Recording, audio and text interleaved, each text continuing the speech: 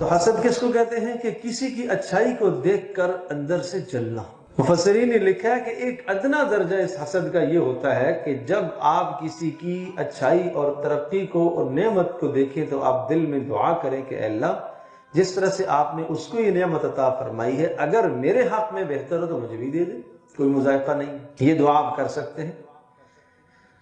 یہ غبطہ کہلاتا ہے، رشک آنا، مجھے اس کی اس چیز پر رشک آیا ہے، اس کی اس نعمت پر مجھے رشک آ رہا ہے، اس کی اس ترقی پر مجھے رشک آ رہا ہے، اس کی اس کامیابی پر مجھے رشک آ رہا ہے، اور میں یوں دعا کروں کہ اے اللہ جس طرح سے آپ نے اسے عطا فرمائی ہے اگر اس میں میرے لیے بہتر ہو تو مجھے بھی عطا فرما۔ تو قادر مطلق ہے، تو قدیر ہے، کوئی مذائقہ نہیں، یہ دعا کی جا سکتی ہے۔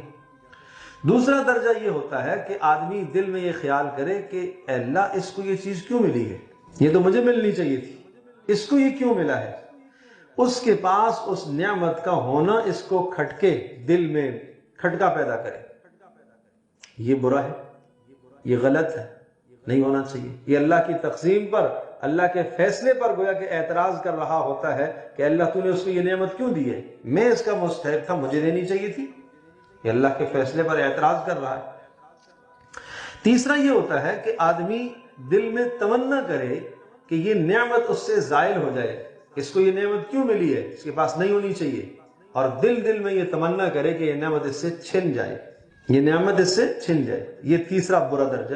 اور اس کے بعد چوتھا اس سے اور بدترین درجہ آتا ہے کہ جب انسان کسی کے پاس نعمت دیکھتا ہے اور نعمت دیکھ کر آدمی یہ تمنا کرے اس سے یہ نعمت چھن جائے، اس سے آگے بڑھ کر اس نعمت کو زائل کرنے کی کوشش بھی کرتا ہے کہ وہ نعمت اس سے سلب ہو جائے۔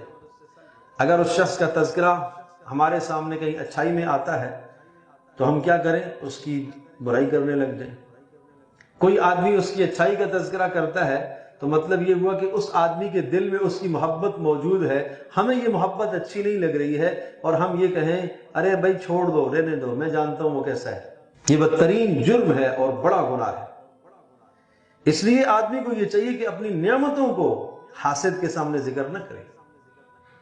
قرآن مجید میں ارشاد فرمایا من شر حاسد اذا حسد، حسد کرنے والا جب حسد کرنے پر آ جائے اے اللہ اس کے شر سے میری حفاظت فرمانا، اس لیے کہ حسد سے نقصان ہوتا ہے۔ حاسد وہ ہے، وہ حسد کر رہا ہے، نعمت آپ کے پاس ہے لیکن اس کے حسد کی وجہ سے نعمت آپ سے سلب ہو جائے گی، نعمت آپ سے چھن جائے گی، حالانکہ آپ کا کوئی قصور نہیں ہے۔ تو اس لیے حاسد کے شر سے پناہ مانگنے کی ہے۔